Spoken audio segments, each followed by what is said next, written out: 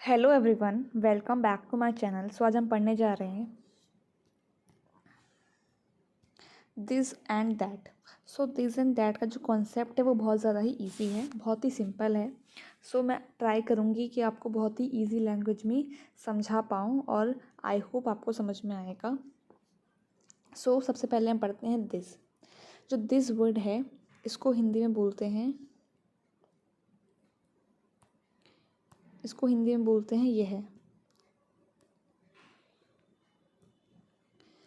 This को बोलते हैं हिंदी में यह, ठीक है। जो दैट वर्ड है उसको हिंदी में बोलते हैं वह, ठीक है। दिस माने यह, दैट माने वह। अब जो दिस होता है, ये कब यूज़ होता है? जब हम ऐसी चीज़ की बात करते हैं जो हमारे क्या हो, पास में हो। जो दैट होता है ये कब यूज़ होता है? जब ऐसी चीज़ की बात करते हैं जो हमसे क्या होती है, दूर होती है, ठीक है। तो मैं आपको एक एग्जाम्पल के हेल्प से समझाने की कोशिश करूँगी। मान लीजिए ये हैं आप, ठीक है। अभी आप पढ़ रहे हैं तो आपके पास होगी एक नोटबुक,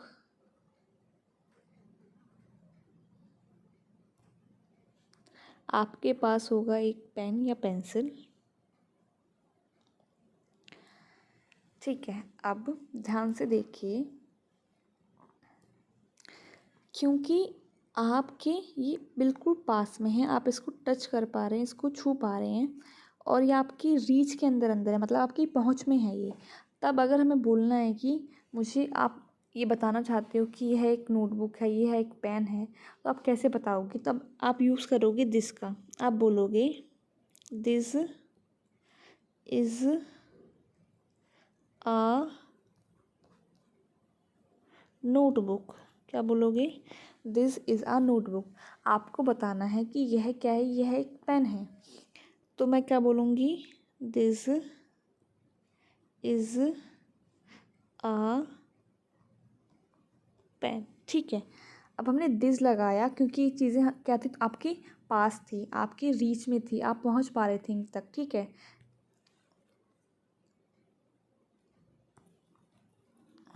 उसके बाद है,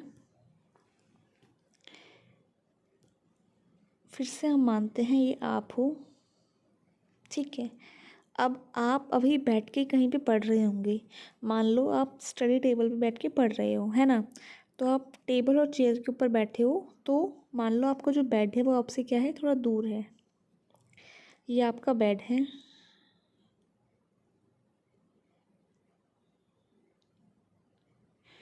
ठीक है। अब आप ये मान सकते हो ये आपका बेड है, और एक और चीज़ का एग्जांपल ले लो। मान लो आपके बेड के ही जस्ट बगल में आपके रखी हुई है एक अलमारी। क्या रखी हुई है? एक अलमारी, ठीक है। अलमारी रखी हुई है ना। अलमारी, या फिर आप बोल सकते हो एक दरवाज़ा है। क्या है? आपकी थोड़ा दूर है लेकिन क्या है, एक आपसे थोड़ा दूर है लेकिन क्या है, एक दरवाज़ा है। तो आपसे दूर है, क्या है, एक दरवाज़ा है, ठीक है। ये दरवाज़ा है। अब मुझे ये बताना है कि ये बेड की बात कर रही हूँ मैं, तो मैं तब बोलूँगी हिंदी में वह एक बेड है, और बोलूँगी वह एक दरवाज़ा है। और इसको इंग्लिश में हम कैसे बोलेंगे? दैट इज़ अ बेड, और डोर के लिए लिखेंगे दैट इज़ अ डोर, ठीक है। तो दोबारा से मैं एक बार रिपीट करती हूँ जो जो मैंने कहा। दिस को हिंदी में बोलते हैं यह, दैट को हिंदी में बोलते हैं वह। दिस जो वर्ड है वो कब यूज़ होता है? जब हम ऐसी चीज़ की बात करते हैं जो हमारे क्या होती है, बिल्कुल पास होती है ना। तो दिस कब यूज़ होता है? जब हम ऐसी चीज़ की बात करते हैं जो हमारी क्या होती है, पास होती है। जो दैट होता है, दैट कब यूज़ होता है? जब हम ऐसी चीज़ की बात करते हैं जो हमसे क्या होती है, दूर होती है, ठीक है। मैंने आपको एग्जाम्पल बताया कि आप बैठ के पढ़ रहे हैं तो आपके पास क्या होगी, एक एक नोटबुक होगी, एक पेन होगा। तो जो चीज़ आपके पास में है वो बताने के लिए कि यह एक पेन है, ये एक नोटबुक है, हम क्या यूज़ करेंगे, this is a notebook and this is a pen. ठीक है। अब मैंने आपको फिर बताया कि मान लो आप ये हो, आपसे जो आपका बेड है, आपका जो दरवाज़ा है वो आपसे दूर है, तो मुझे बताना है कि जो ये है, ये बेड है, ये दरवाज़ा है। तो हिंदी में हम बोलेंगे वह एक बेड है या पलंग है, और बोलेंगे वह एक दरवाज़ा है। और उसको इंग्लिश में कैसे बताएंगे, that is a bed and that is a door. ठीक है। तो दिस और दैट का कॉन्सेप्ट बहुत ही सिंपल था। इसमें एक और चीज़ है जो मैं आपको बताना चाहूँगी।